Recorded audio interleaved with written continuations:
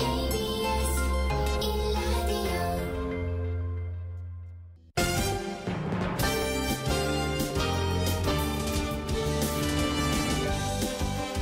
1라디오 KBS 1라디오 신성원의 오늘 세계는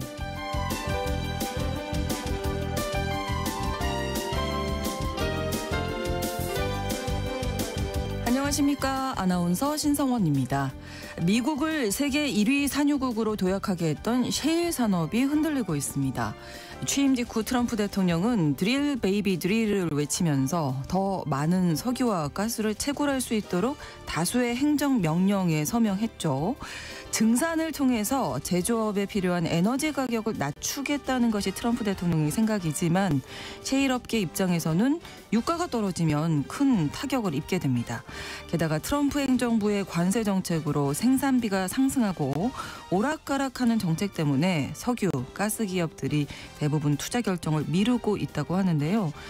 한숨만 늘어가고 있는 미국 셰일 산업계 상황 잠시 후 글로벌 이슈에서 짚어보겠습니다.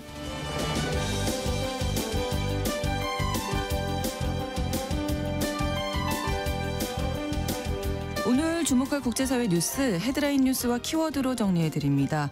통신원 취재수첩에서는 아르헨티나 소식 전해드립니다. 아르헨티나는 경제위기로 국제통화기금 IMF의 지원을 받고 있는데요. 미국이 먼저 아르헨티나에 200억 달러 규모의 통화스와프를 약속하면서 지원 사격에 나섰다고 합니다. 미국이 왜 이런 제안을 한 것인지 통신원 연결해서 자세히 알아보겠습니다. 10월의 첫날 KBS 1라디오 신성원의 오늘 세계는 시작합니다.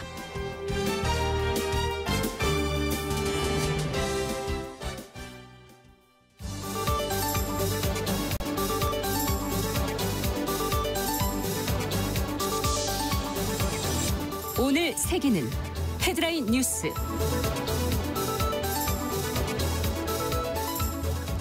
트럼프 대통령이 김정은 북한 국무위원장과 전제 조건 없이 대화에 나설 가능성을 시사했습니다. 백악관 관계자는 트럼프 대통령이 일기 집권 시절 김정은 위원장과 역사적 정상회담을 세 차례나 가졌다면서 이같이 전했습니다. 트럼프 대통령이 직접 비핵화를 권하지 않았습니다만 미국의 대북 정책은 변함이 없다고 말해 북한의 완전한 비핵화 목표를 바뀌지 않았음을 시사했습니다.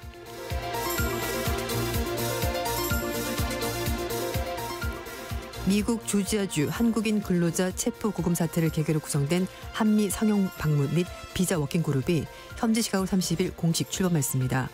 한미 양국은 첫 회의에서 한국 기업의 활동 수에 따라 비원 비자로 가능한 활동을 명확히 밝혔는데요. 이는 시간이 필요한 비자 제도 개선 없이 당장 한국 기업이 필요하는 인력을 원활하게 미국 현지에 파견할 수 있도록 하겠다는 의미로 해석됩니다. 또 이스타로도 비원 비자 소유자와 동일한 활동이 가능하다는 것을 재확인하면서 이런 요지의 자료를 조만간에 관련 대회 창구를 통해서 공지하기로 했습니다.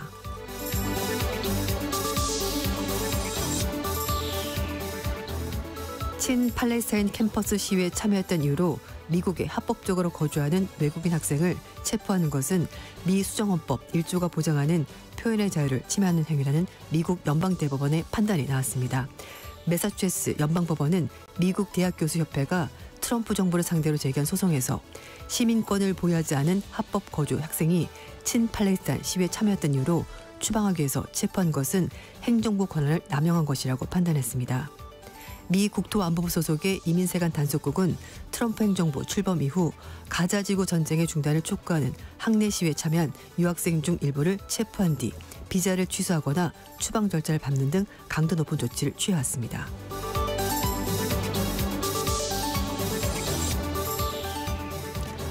인도네시아에서 무허가 증축 공사 중인 이슬람 기숙학교 건물이 무너져 학생 3명이 숨지고 38명이 잔해에 매몰됐습니다. 현지 시각으로 29일 오후 3시 35분쯤 동부 자바주 시도아르주에 있는 알코지니 이슬람 기숙학교 건물이 갑자기 무너져 내렸습니다. 경찰과 구조대원들은 콘크리트 잔해에서 생존자를 찾기 위한 구조작업을 진행 중인데요. 기숙사 건물의 추가 붕괴 가능성으로 인해서 중장비 사용을 자제하고 있어 구조작업이 속도를 내지 못하고 있는 것으로 알려졌습니다.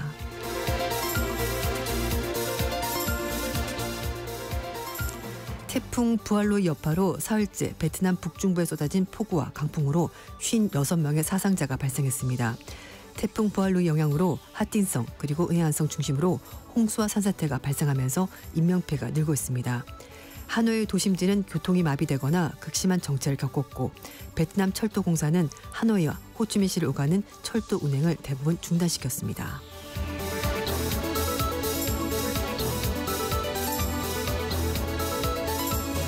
오늘의 헤드라인 뉴스 외신캐스터 조윤주 씨가 전해주셨습니다. 이번에는 키워드로 정리한 국제사회 소식 함께 살펴보겠습니다. 첫 번째 키워드 대대적인 물갈이. 네, 이제 어제도 소식을 전해드렸는데요. 미 국방부가 해외에 있는 장군들 다 불러들였습니다. 네. 그래서 피트 헤그세스 국방장관이 30일 날 회의를 소집하면서 미군이 인종과 성평등 같은 사회적인 이슈가 아니라 전투력 강화에만 집중하겠다고 입장을 밝혔습니다. 군인 본연의 임무만 집중해라 뭐 이런 얘기가 되는 건데요. 네. 헤그세 장관이 30일 날 콴티코 해변기지에 소집된 전군 지휘관 회의에서 어리석고 무모한 정치 리더들이 나침반 방향을 잘못 잡아서 우리가 길을 잃은 것이고 그래서 국방부가 워크부가 됐지만 이제는 더 이상 그럴 필요가 없다라고 말했습니다.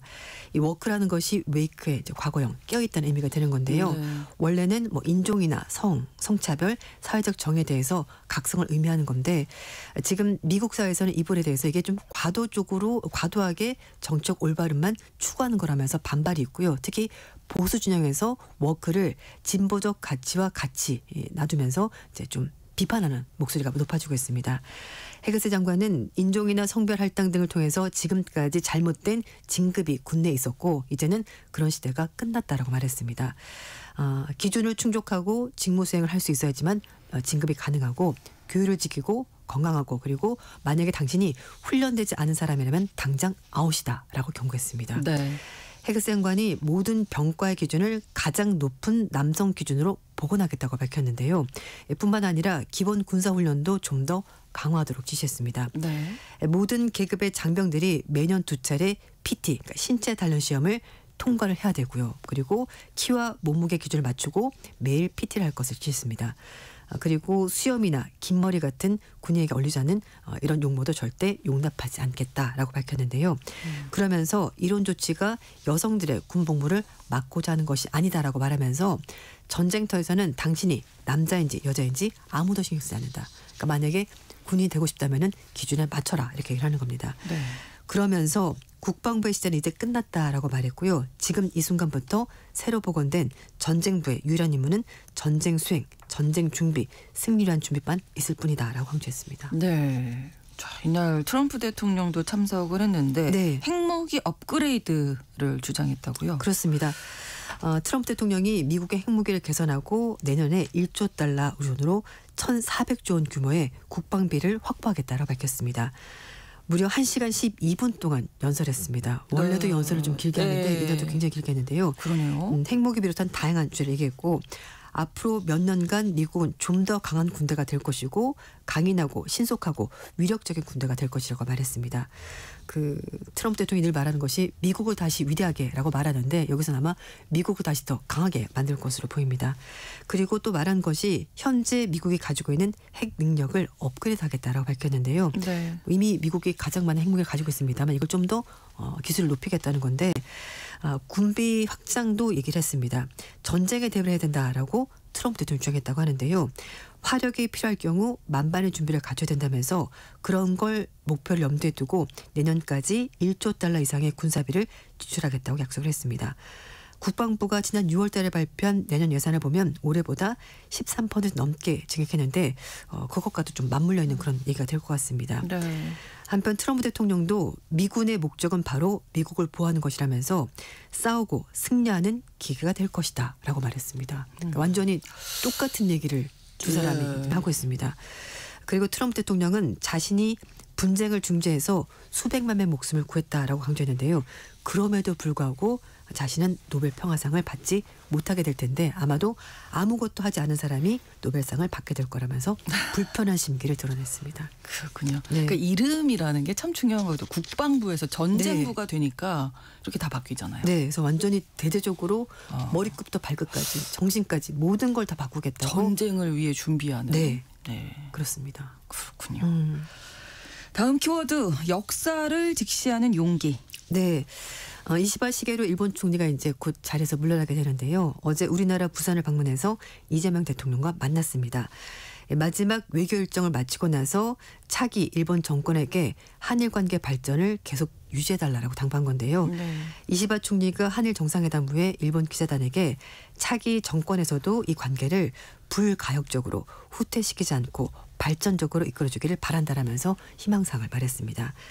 이시바 총리는 서로 다른 나라이기 때문에 인식의 차이가 있을 수밖에 없다라고 말하면서도 역사를 직시하는 용기, 성실함을 가져야 한다면서 한일 과거사 문제에 대해서 좀 더 진솔하게 접근해 줬으면 좋겠다는 부분을 강조했습니다. 네. 그 이제 셔틀 외교가 굉장히 좀 장점이 많다고 얘기를 했는데요. 그러면서 이 셔틀 외교를 통해서 한일 정상 간의 교류가 좀 더 빈번하게 이루어졌으면 좋겠다는 얘기도 같이 했습니다. 뭐 1년에 한두 번 오가는 것 이렇게 하지 말고 좀 더 자주 왕래해서 시간적으로 물리적으로 좀 더 가깝게 지내면서 관계를 개선했으면 좋겠다는 얘기도 덧붙였습니다.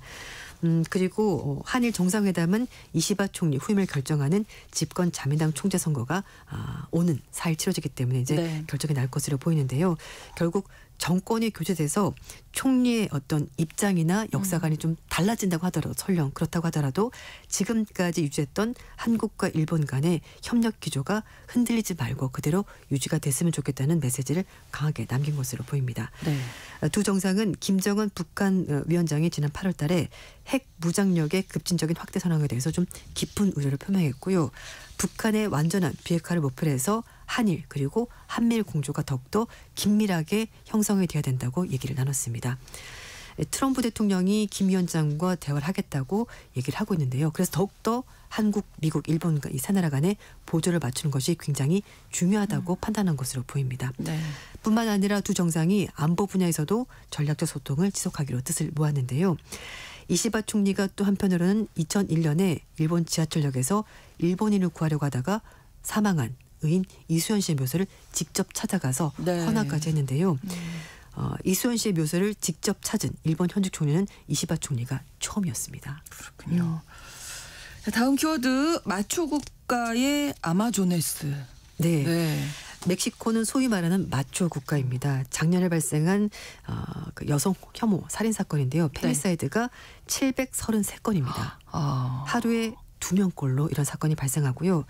또 멕시코 국가의 그 공식적인 자료를 보면 성폭력 피해를 본 여성 2명 중 1명 이렇게 나오고 있고 네. 신체 폭력을 경험한 여성도 3명 중 1명꼴입니다. 비율이 굉장히 높습니다. 하루에. 네. 그래서 언론들은 쉐인바움 대통령이 이런 마초 국가에서 여성의 정적 한계를 뚫은 상징이라고 긍정 평가했고요. 예, 예. 실제로 취임하고 나서도 지지율이 계속해서 올라가고 있습니다. 그런 국가에서 태어난 여성 대통령이다 보니까. 네, 맞습니다. 네네. 그래서 제가 이제 아마조네스라고 이제 별칭을 붙인 예. 건데요.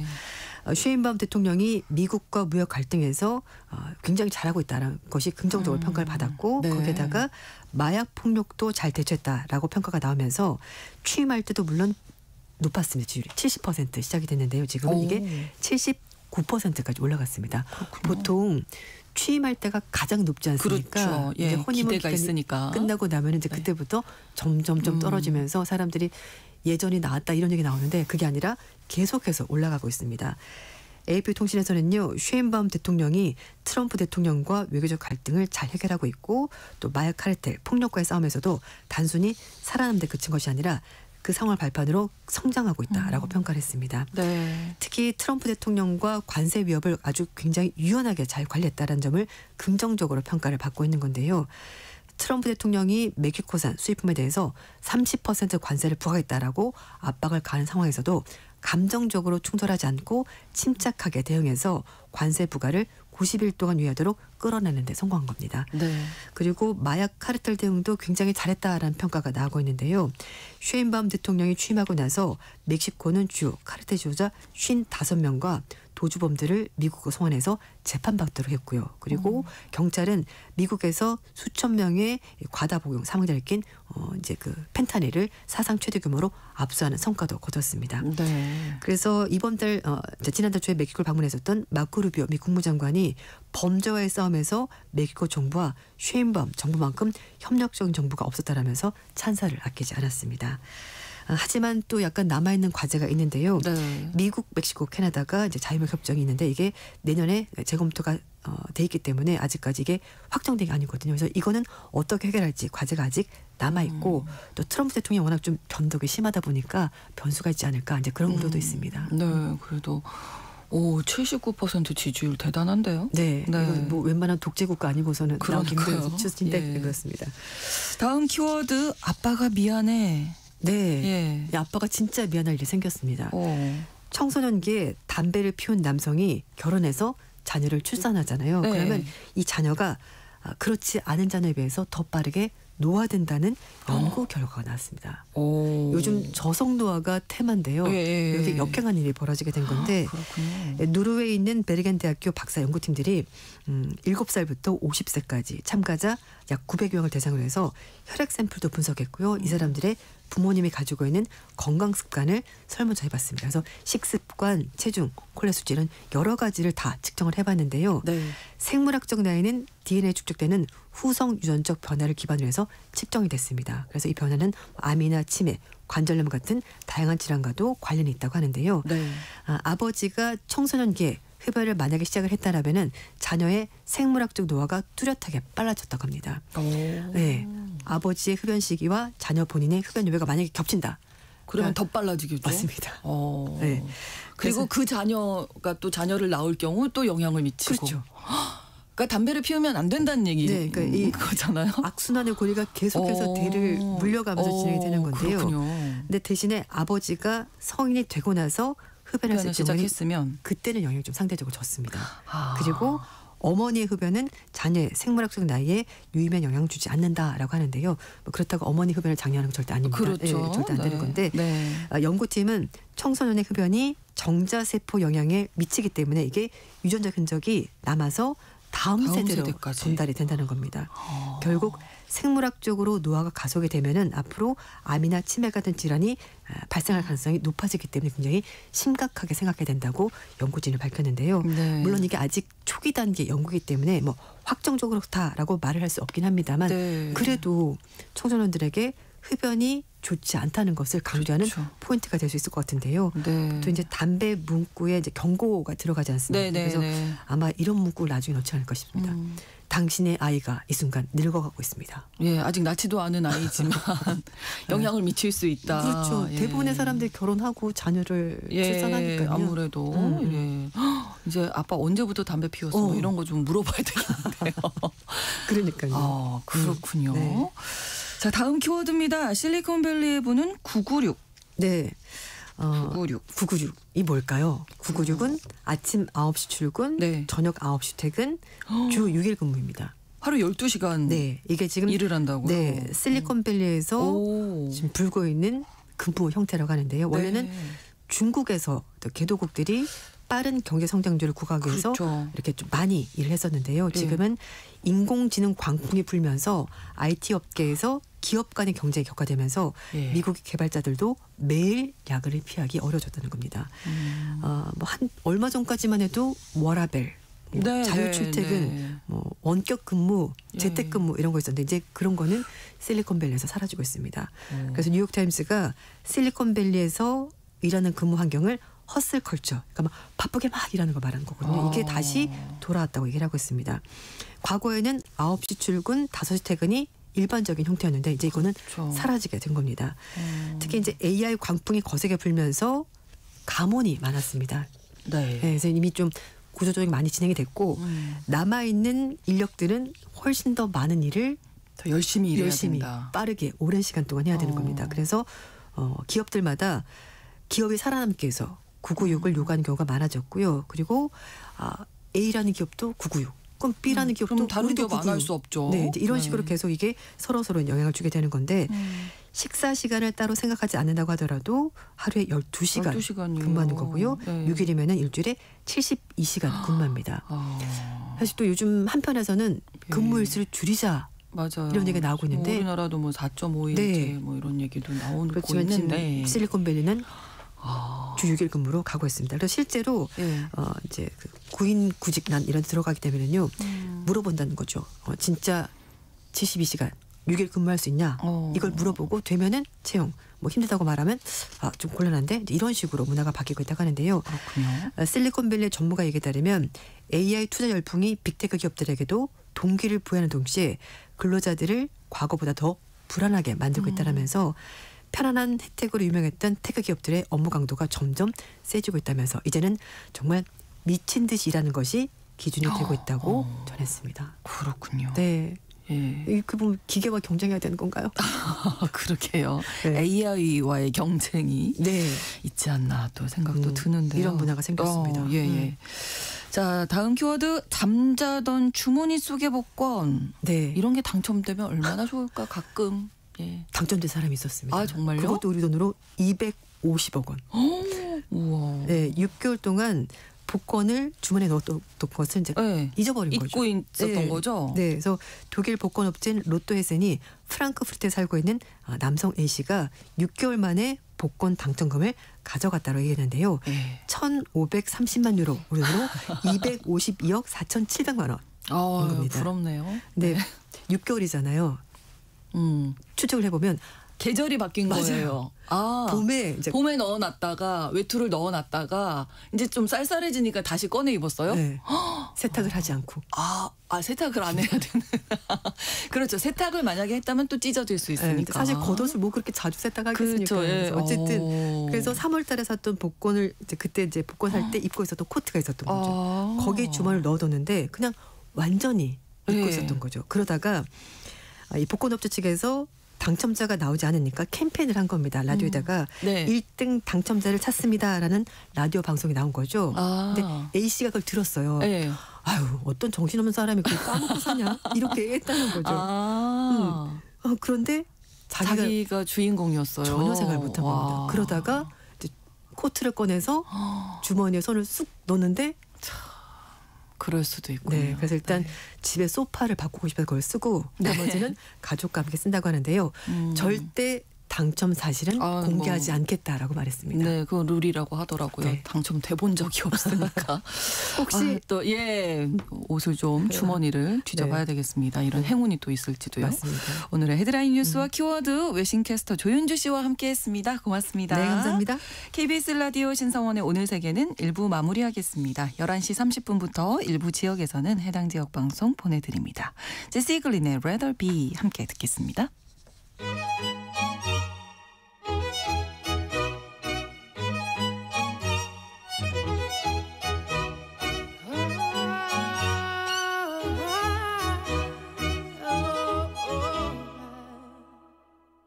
We're 1,000 miles from comfort. We have traveled land and sea. But as long as you are with me, there's no place I'd rather be. I would away forever, exalted in the sea. As long as I am with you, my heart continues to beat. With every step we take, Kyoto to the bay, strolling so casually. We're different and the same, gave you another name, switch up the batteries. If you gave me a chance, I would take it. It's a shot in the dark, but I'll make it. Know with a little heart, you can't shame me. When I am with you, there's no place I'd rather be. No place I'd rather be. No place I'd rather be. No place I'd rather be. We set out on a mission to find our inner peace, make it everlasting, so nothing's incomplete. It's easy being with you, sacred simplicity. As long as we're together, there's no place I'd rather be. With every step we take,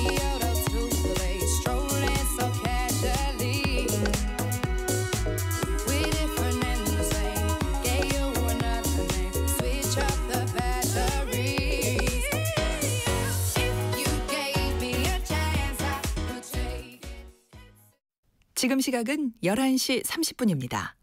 KBS Ladies and gentlemen.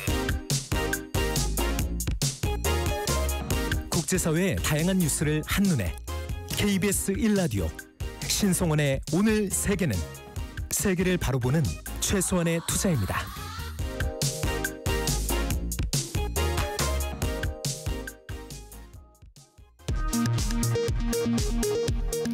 이 시각 라디오 정보센터 뉴스입니다. 이재명 대통령이 77주년 국군의 날 기념식에 참석해 강력한 자주국방의 길로 나아가야 한다고 밝혔습니다. 이 대통령은 또 불법기업의 잔재를 말끔히 청산하고 헌법과 국민을 수호하는 군대로 재건하기 위한 제도적 기반을 강화하겠다고 강조했습니다. 어제 국무회의를 통과한 정보조직법 개정안에 따른 부처 조직 개편이 오늘 법률안 공포와 함께 곧바로 적용됐습니다. 다만 검찰청 폐지의 경우 1년의 유예 기간에도 내년에 시행됩니다. 국가정보자원관리원 화재로 장애를 겪은 국가정보시스템 647개 중 오늘 오전 10시 기준 99개가 복구됐습니다. 복구율은 15.3%입니다. 지난달 우리 수출액이 지난해 같은 달보다 12.7% 증가한 659억 5천만 달러를 기록하며 사상 처음 650억 달러를 돌파했습니다. 다만 관세를 둘러싼 불확실성 속에 미국으로 가는 수출은 주요 수출 지역 가운데 유일하게 감소세를 보였습니다.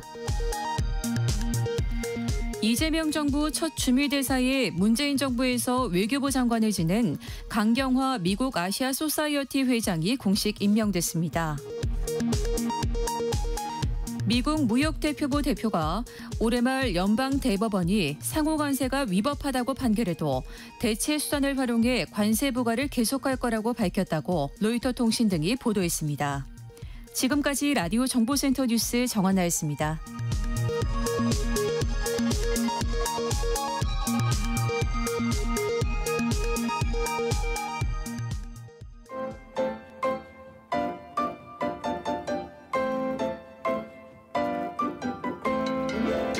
통신원 취재 수첩.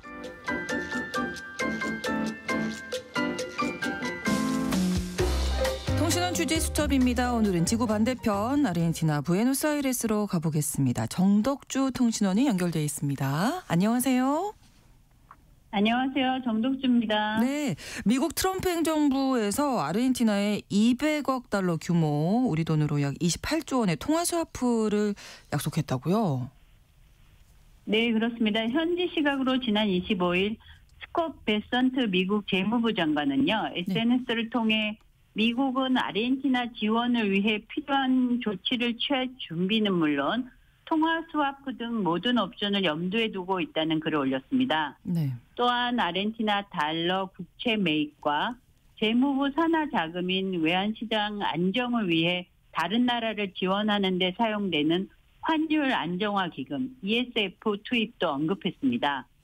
베선트 재무부 장관의 이와 같은 아르헨티나 금융 지원 언급은요, 뉴욕에서 열린 제80차 유엔 총회 중 현지 시각 24일 도널드 트럼프 대통령이 아르헨티나를 도울 것이라고 발언한 직후이기도 합니다. 네. 이와 같은 미국의 결정은 한국 정부가 요구하는 통화 스와프에 대해서는 소극적인 것과 대비되는 결정인데요. 그렇죠. 특히나 경제 위기로 국제 통화기금의 지원을 받고 있는 아르헨티나에 요청 전에 먼저 제안한 것이라 현지 아르헨티나에서도 위하여하고 있습니다. 아, 그렇군요. 미국이 이렇게 먼저 통화 스와프 제안한 이유는 그러면 뭘까요? 네, 일반적으로 미국은 아주 예외적인 경우 외에는요, 통화 스와프 협정을 선진국 중앙은행과 맺었습니다. 네. 미국 측의 아르헨티나에 대한 통화 스와프 제안의 첫 번째 이유는요, 남미의 트럼프라 불리는 하비에르 밀레이 대통령에 대한 미국의 지지를 보여줍니다. 네. 밀레이 대통령은 2023년 12월 취임에 좌초해가는 경제 위기의 아르헨티나를 극우 자유경제주의와 긴축 재정 정책으로 회복해보겠다고 선언했습니다. 하지만 최근 들어 대통령은 리브라 암호 화폐 사기 의혹과 여동생이자 대통령 비서실장인 카리나 밀레이의 뇌물수수 및 부정부패 의혹 등에 연루되어서요. 대통령에 대한 지지율도 하락세에 있는데요. 상황이 이렇다 보니 2027년 재선이 어렵다는 의견도 많이 나오고 있습니다. 네. 경제 정치 위기에 처한 밀레이 대통령에 대한 지지의 의미로 미국 정부는 통화 스와프를 결정했습니다. 또한 천혜 자원이 풍부한 남미에 금융 지원을 아끼지 않는 중국에 대한 미국 측의 견제가 그 두 번째 이유이기도 합니다. 네. 이미 2009년 크리스티나 키르치네르 정권 때부터요. 아르헨티나는 중국과 180억 달러, 약 25조 원 규모의 통화 스와프 협정을 맺고 있습니다. 지난해 갱신돼 내년까지 유지되는 중국과의 통화 스와프에 관해 축소 및 중단할 것을 미국 정부는 뉴욕 유엔 총회에서 만난 아르헨티나 측에 요구했습니다. 미국은 전부터 아르헨티나와 중국 간의 통화 스와프 협정에 반대 의사를 표해왔는데요. 네. 중국과의 통화 스와프가 아르헨티나 주권을 침범하고 또 중국이 남미에서의 영향력을 확대해 나갈 것을 늘 염려했습니다. 네, 역시 또 중국 견제가 이유가 되고 있는데 밀레이 정부의 현재 정치 경제 상황 어땠습니까? 그동안에는? 네, 미국의 통화 스와프 언급이 어디서 오게 된 건지를 파헤쳐 보자면요. 네. 지난 9월 7일 지방선거에서 밀레이 정권이 이끄는 자유전진당이 참패하면서 주가 폭락과 환율 급등 등 경제시장에 대혼란이 일어났습니다. 그 후 밀레이 정권은 현지 화폐인 페소의 가치 하락을 막기 위해서요. 환율 안정용으로 사흘 동안 외환 보유고 11억 달러, 약 1조 5천억 원을 매각해 환율 방어에 사용했습니다. 또 외환 보유고를 늘리고자 하는 정책의 일환으로요. 곡물 수출세를 일시 중단하는 정책을 발표해 수출을 확대하고 또 달러 유입을 늘리려 합니다. 이런 상황에서 미국의 통화 스와프 제한권은요.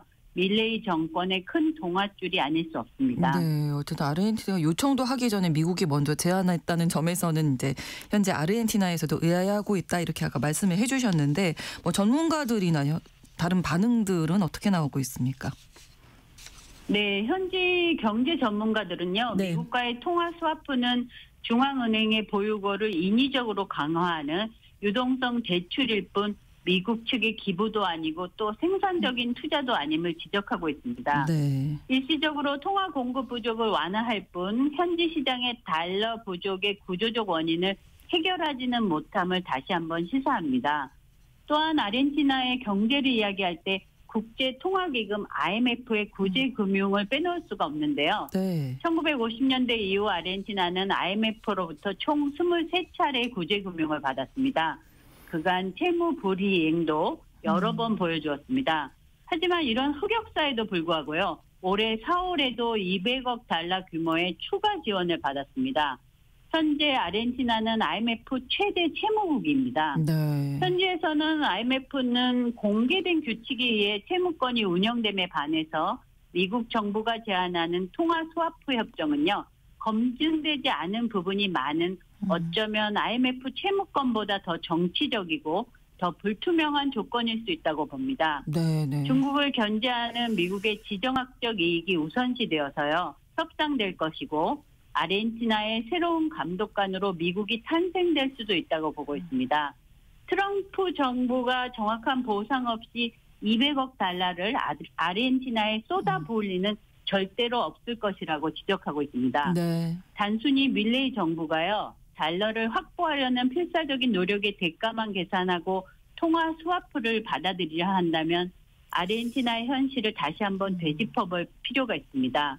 현재 빈곤율 45%, 산업 인프라 구축 없이 시도한 자유무역 개방으로 인한 내수경제 위축, 실업률 증가, 그리고 계속되는 IMF의 구제 금융 등은 현 세대뿐만 아니라 미래 세대가 갚아나가야 할 부채 증가로 이어집니다. 그렇죠. 과연 안정적인 환율을 유지하기 위해서 또다시 미국과의 통화 스와프를 체결함이 현재 정부의 옳은 선택인지 다시 한번 생각해봐야 할 듯합니다. 네, 오늘 소식 잘 들었습니다. 고맙습니다. 감사합니다. 네, 아르헨티나 부에노스아이레스에서 정덕주 통신원이었습니다.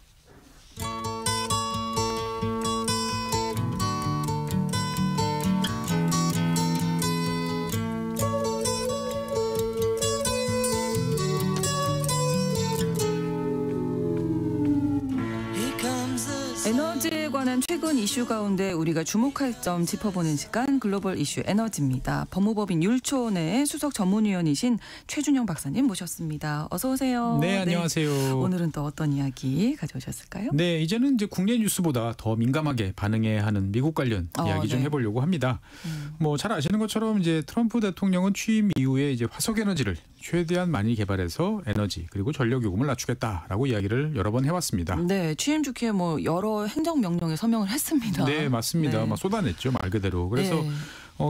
기억하시는 분들도 계시겠지만 에너지 분야의 비상사태를 일단 선언하고요. 네. 그래서 이걸 기반으로 해서 인허가 단축을 포함해 더 많은 석유와 가스를 채굴할 수 있도록 정책을 집행할 수 있는 다수의 행정명령에 서명을 했습니다. 그래서 그 행정명령에 따라서 여러 조치들이 지금 진행이 되고 있는데 네. 어쨌든 트럼프 대통령의 이제 그 선거 구호대로 이제 드릴 베이비 드릴 계속 팔아. 계속 그렇죠. 예, 이거를 이제 제거해라. 가속화하는 게 트럼프 대통령의 이제 목적입니다. 네, 반면에 이제 최근에는 재생에너지 산업에 대해서는 지원을 뭐 없애고 네, 그래서 좀 맞습니다. 압박하는 모양새고요. 맞습니다. 그냥 놔둬도 될 것 같은데. 그러게요. 예, 트럼프 대통령은 재생에너지에 대해서 이제 압박 수위를 높이고 있습니다. 네. 그래서 일단은 취임 직후에 이제 이전에 바이든 행정부가 이제 제정했던 청정에너지 기술에 대한 세액공제 이것을 이제 완전히 없애는 건 아니고 대폭 삭감했어요. 그러니까 재생에너지와 관련된 기술 개발과 관련돼서 여러 가지 네. 비용을 높이는 그러한 이제 효과를 만들었고요. 네. 그리고 최근에는 이제 해상 풍력에 대해서는 작업 중단을 명령하고 있어요. 그러니까 이제 사업하지 마. 라고 네. 이야기를 하는 거고 이렇게 되면 무조건 따라야 됩니다. 그래서 그렇죠. 노르웨이 업체인 이제 에퀴노르가 진행하던 엠파이어 윈드, 그다음에 덴마크 업체인 웨스테드가 진행하던 레볼루션 윈드 이렇게 주로 이제 미국 그 동부 해안 지역에서 진행되고 있던 초대형 이제 해상 풍력 프로젝트인데 네. 이것이 지금 다 모두 다 중단이 됐습니다. 중단됐고요. 예전에 한번 말씀드렸습니다만 미국 동해안 지역은 전 세계에서 가장 풍력이 좋은 지역 중에 하나입니다. 이 중에서 이제 레볼루션 윈드 프로젝트 같은 경우에는 총 15억 달러 규모 사업인데 현재 80%가 준공이 됐어요. 그러니까 조금만 더 공사하면 내년이면 완공된 상황인데 근데 중단이에요. 네, 여기서 중단해라. 그러니까 뭐 중단이죠. 그렇군요. 네. 너무 아까운데요. 그렇죠. 정말 아깝죠. 네, 이거 예. 이 정도는 놔둬도 될 것 같은데. 그러니까요. 그냥 여기까지만 하고 네, 뭐 이래도 더 될 이상 하지 텐데. 마라 이렇게 될 것 같은데. 트럼프 대통령이 왜 이렇게 싫어하는 거예요? 트럼프 풍력을. 대통령은 풍력 그중에서도 이제 해상 풍력을 참 싫어합니다. 트럼프 대통령 본인 표현에 따르면 이 풍력 발전은 못생기고 역겹다. 라고 이야기해요. 이 외모 평가에서 일단은 좀 트럼프 대통령의 기준에 마음에 안 드는 것 같고 아마도 2011년에 이제 트럼프 대통령이 이제 대통령 되기 전에 이제 골프장을 몇 개 소유를 하고 있었는데 그 중에 하나가 스코틀랜드에 있는 골프장입니다. 근데 여기 인근에 이제 해상 풍력 설비가 들어왔는데 네. 내 골프장 풍경 다 망쳐놓는다.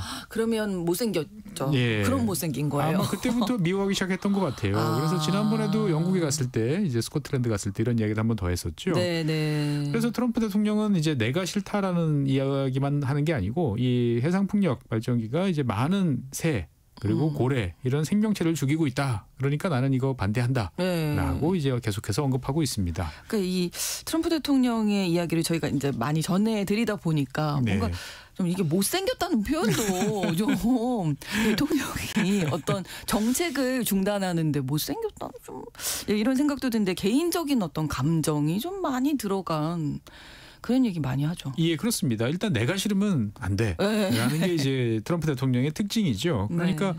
뭐 잘 아시는 것처럼 취임 이후에 미국의 많은 정책들이 트럼프 대통령의 개인적인 감정과 의견 그리고 좋고 싫고에 따라서 크게 변화하고 있습니다. 네. 이게 과연 제대로 되는 건지는 잘 네. 모르겠습니다. 어쨌든 트럼프 대통령은 이제 왜 그런 생각을 하게 됐는지, 그 다음에 왜 예전에는 이렇게 했다가 지금은 이렇게 하는지 등등에 대해서 이제 합리적이고 납득할 만한 설명을 해주는 경우는 거의 없습니다. 네. 어쨌든 트럼프 대통령 취임 이후에 미국의 풍력, 그 중에서도 해상 풍력은 이제 거의 모든 투자가 지금 중단되고 있다라고 말씀드리겠습니다. 네. 그래서 취임한 지 지금 8달 좀 지났죠. 네. 예, 8달 동안에 약 190억 달러에 이르는 청정에너지 프로젝트들이 취소된 것으로 현재 집계되고 있습니다. 너무 아깝네요. 그러니까요. 네. 그냥 놔둬도 괜찮을 것 같은데요. 예. 예. 반대로 화석에너지는 뭐 적극적으로 지원하고 있고요. 네, 맞습니다. 이제 트럼프 대통령은 저렴한 에너지가 미국 경제, 특히 이제 제조업 부활에 중요한 역할을 할 것이다라고 생각하고 있습니다. 네. 잘 아시는 것처럼 미국은 이제 거대한 화석에너지 매장 생산량을 가지고 있습니다만 여러 가지 규제들이 많죠. 뭐 이런 거는 환경, 저건 기후, 뭐 이런 건 토지 이용, 뭐 등등으로 인해서 제대로 개발이 안 되고 있는 경우들이 많죠. 트럼프 대통령이 이제 생각하기에 이것을 모두 개발할 수 있다면 미국은 압도적인 경쟁력을 가지게 된다라고 생각을 하는 거죠. 그러니까 화석 에너지에 대한 다양한 지원 정책이 이어지고 있습니다. 네, 이렇게 뭐 정부가 적극적으로 지원을 하니까 화석연료 업계는 분위기 좋겠는데요. 그러니까 우리 같으면 이제 그럴 텐데 실제로 최근에 나오는 이야기를 종합을 해보니까 별로 분위기가 좋지 않아요. 아, 그래요? 네. 오. 그러니까 이제 왜 그런가 하고 찾아보니까 이 에너지 산업이라는 것은 기본적으로 이제 짧으면 뭐 7, 8년, 길면 30년 이렇게 바라봅니다. 네. 그러니까 장기적인 관점에서 투자와 수익을 이제 결정하고 이제 여러 가지를 진행하는 것이 원칙인데 정부의 정책이 매일같이 바뀌다 보니까 이러면 사업 못해라고 불안하죠. 이제 생각하는 거죠. 네. 그러니까 예측 불허의 상황이 일상화되고 있다 보니까 이런 상황에서는 에너지 산업 할 수 없어라는 비관론이 이제 미국 석유 가스 업계에서 지금 확산되고 있습니다. 사실 미국 화석 에너지의 핵심은 셰일 네, 있잖아요. 맞습니다. 예, 이쪽도 그럴까요? 셰일 쪽도. 네, 미국의 셰일 가스 같은 경우는 뭐 셰일 오일 포함해서 셰일은 이제 빨리 뽑아낼 수 있습니다. 네. 그런데 이제 금방 떨어져요. 그러니까 끊임없이 지속적인 투자를 통해서 계속 파는 게 중요합니다. 즉 좀 어려운 말로 하면 지속적 시추 능력을 유지하는 것이 중요하다라고 말씀드리겠는데요. 이러다 보니까 당연히 생산 원가 같은 경우는 중동보다는 비쌀 수밖에 없습니다. 그렇죠. 그래서 미국 셰일 업계는 이제 글로벌 세계 원유 가격이 한 배럴당 $60 정도 수준은 돼야 우리가 수익을 낼 수 있어라고 이야기를 하고 있는데 셰일 업계 입장에서 봤을 때는 가격이 너무 내려가는 것도 원치 않고 너무 뛰는 것도 원치 않습니다. 사실 우리 생각과 달리 모든 에너지 업체들은 어느 정도의 수익을 볼 수 있는 가격이 꾸준하게 유지되기를 바라주는 거죠. 그게 미국 업체 입장에서 봤을 때는 배럴당 한 $60, $65 정도 수준인데 이게 트럼프 대통령이 계속 뭐라고 이야기하냐면은 더 많이 생산해서 가격을 낮추겠다. 이러면은 미국이 덕을 본다라고 하는데 근데 너무 떨어지는 거 원치 않으니까. 그러니까 미국 셰일 업계에서는 $60 정도가 돼야 내가 그래도 이익이 나는데 뭐 $45, $40 이렇게 되면은 이제 큰 타격을 보니까 이거 낮추면 안 된다라고 지금 주장하고 있습니다. 그러면 유가 전망이 지금 어느 정도로 나오나요? 일단은 이제 미국이니까 미국 서부 텍사스산 중진류 WTI라고 쓰는 이걸 기준으로 보면은 올해 한 10% 이상 하락했어요. 그러니까 배럴당 $65 아래쪽으로 지금 내려가 있습니다. 그러니까 뭐 왜 이렇게 내려가고 있냐? 여러 가지 이유가 있습니다. 일단은 뭐 관세 등으로 인해서 경제 성장이 좀 둔화된 것도 있고요. 그다음에 이제 오펙 플러스가 그동안에는 감산해서 가격을 떠받치다가 이제 증산으로 방향을 바꿨죠. 그러다 보니까 이제 유가가 좀 하락하는 것도 있습니다. 그래서 중요한 것은 이제 앞으로 어떻게 될 것이냐. 이제 벌써 오늘 10월 1일이죠. 그러니까 이제 내년 전망이 벌써 나오고 있는데 연말 되면은 아마 한 $63 정도까지 내려가고 2026년, 27년에는 지금보다도 더 낮아질 것이다. 그러니까 한 $50 선을 보지 않을까라고 지금 전망하고 있습니다. 그러면은 이 셰일 기업들은 이거 안 되는데 그렇죠. 이렇게 생각하겠네요. 그렇습니다. 그래서 이제 미국 같은 경우에는 이런 특정 산업에 대해서 진짜 사람들이 어떻게 생각하고 있는지를 경영진한테 묻습니다. 그리고 이름을 밝히지 않고 그것을 이제 그냥 공개를 하는 이제 이런 조사를 많이 실시를 해요. 그래서 이제 미국 남부에 있는 댈러스 연준이 9월 10일부터 18일까지 이제 이런 석유업계를 대상으로 해서 조사를 진행했는데 그 멘트들을 보면 분위기가 매우 어둡고 무겁습니다. 그러니까 텍사스, 루이지애나, 뉴멕시코 등에 위치한 석유, 가스 분야 138명에 대해서 어떻게 생각하세요라고 이제 물어봤는데 앞으로 좋아질 것 같습니까? 라는 질문에 대해서는 아닙니다. 그러니까 2분기에도 벌써 마이너스 6.4. 그러니까 안 좋을 것 같은데요 했는데 3분기 조사를 해보니까 마이너스 17.6까지 내려갔어요. 그러면 이제 앞으로는 어떻게 예측 가능한 상황이 되겠습니까? 라는 질문에 대해서는 44.6이 나왔어요. 그러니까 매우 높은 거예요. 그러니까 불확실하다. 미래가. 한마디로 기업 입장에서 봤을 때는 이거 뭐 사업하기가 너무 어렵다. 그리고 미래 전망도 어둡다. 이렇게 이제 보고 있는 거죠. 그 근거 뭐 이유가 있을까요? 그러니까 직접적인 이분들이 표현하신 것들을 한번 들어보면 이해가 되실 겁니다. 어떤 분은 소음과 혼란으로 귀청이 터질 지경이다. 그리고 어떤 응답자 같은 경우는 단도직입적으로 미국 셰일 산업은 망가졌다라고 이제 극단적으로 이제 이야기하기도 했습니다. 아주 부정적이네요. 그러니까 사업 환경이 극단적으로 불안정해지다 보니까 사업과 관련된 중요한 결정을 내기가 어렵다 정도로 일단은 이해할 수 있을 것 같습니다. 네. 그래서 응답자의 78%에 이르는 이제 이 사람들이 유가 하락과 생산 비용 상승으로 3분기에 투자 결정을 원래 했어야 되는데 뒤로 미뤘다라고 이야기를 하는 거죠. 네. 그러니까 너무 불안하니까 할 수가 없으니까 일단 좀 더 결정을, 지켜보자. 네. 네, 이렇게 되는 거죠. 내릴 수가 없고 유가는 하락한다 이제 설명을 해주셨는데 생산 비용은 왜 상승하는 건가요? 일단은 시추 작업을 할 때는 다량의 이제 강철 파이프가 필요합니다. 네. 그렇죠. 그런데 대부분이 수입에 의존하고 있어요. 예. 그런데 트럼프 행정부가 이 수입산 철강 제품에 50% 이상의 관세를 부여를 하다 보니까 예. 비용이 당연히 50% 오르죠. 그렇다고 미국 내 생산이 수요를 맞춰줄 수 있는 상황도 아니고 그러니까 시추 업체들 이야기를 들어보면 탐사 및 개발 비용 지수라는 게 있는데 예. 이게 과거에는 올해 초만 해도 한 11.4 정도라고 이제 하는데 지금은 22. 거의 2배죠. 그러네요. 예, 비용이 생산 비용이 딱 2배 올랐어요. 여기에 더해 이제 사람 인력 확보 문제도 계속 지금 어려운 상태에 놓여 있습니다. 그렇구나. 미국에서 이런 일 할 사람이 부족한 거예요? 그렇습니다. 원래 에너지 업계 쪽 이 현장에서 일하는 것은 힘들지만 급여가 세요. 그래서 인기가 좀 괜찮은 편이었는데 네. 문제는 이제 최근 들어서 이제 이런 석유 산업에서도 AI 등 첨단 기술이 적용되면서 과거에 비해 이제 고학력 전문 기술을 가진 사람들의 수요가 많아졌는데 네. 고학력자 입장에서 봤을 때는 좀 이렇게 거칠고 험한 곳에서 일하고 싶어하는 경우가 별로 없죠. 그렇죠. 그러다 보니까 임금이 이제 계속 올라가고 있습니다. 기업 입장에서 봤을 때는 철강값도 올라가, 사람값도 올라가. 네. 예, 생산 비용이 계속 올라가고 있다라고 지금 불만을 토로하고 있습니다. 예, 트럼프 대통령이 대폭적인 어떤 감세를 네. 해서 기업 부담 덜어주겠다 이런 얘기 했잖아요. 그렇습니다. 하나의 크고 아름다운 법, 네. 뭐 일명 이제 OBBA라고 하는 네. 이 법률이 이제 통과됐어요. 그래서 이제 미국 에너지 업계 입장에서 봤을 때는 그 동안에 정부가 정부 땅을 이제 빌려가지고 채굴할 때 납부해야 되는 여러 가지 로열티 이런 것들이 있는데 이런 것들이 가격이 내려갔습니다. 그리고 이제 연방 정부의 토지도 이제 과거보다는 훨씬 쉽게 임대할 수 있어요. 그래서 이러한 이제 트럼프 정부의 정책에 따라서 일부 비용 절감 효과는 나타났다라고 지금 이야기는 하고 있습니다. 그러니까 네. 전체 응답자 중에서 한 57% 정도는 배럴당 한 $1 정도 내려간 것 같아요. 그다음에 한 25% 정도는 뭐 $1에서 $2 사이 정도 절감된 거는 같습니다라고 이야기를 하고 있습니다. 네, 하지만 다른 것이 너무 올라간 거죠. 그렇죠. 너무 네. 올라갔고 그러다 보니까 향후 전망도 그렇죠. 좀 어둡게 나오는 거고요. 맞습니다. 그래서 앞으로 3년 동안은 이제 고난의 이제 시기를 겪을 것 같다라고 이야기를 하고 있는 거죠. 네. 그러니까 트럼프 대통령 임기 내내 이제 앞으로 예측 불허의 상황이 이어질 것이고 네. 이렇게 되다 보면 사실 세일 업계 같은 경우는 기민하게 빨리 움직여야 됩니다. 그렇죠. 상황에 따라서. 그러다 보니까 상당히 역동성이 강하고 과감한 투자 이런 것들을 잘하는 곳인데 네. 이런 것이 사라질지도 모른다라고 지금 우려하고 있는 거죠. 그러니까 모든 산업은 한번 추세에서 이탈하면 여러 가지로 이제 이걸 다시 돌려놓으려면 큰 비용을 치러야 됩니다. 과거 네. 우리가 이제 탈원전 관련해서 한번 이런 상황을 경험해 본 적이 있는데 네.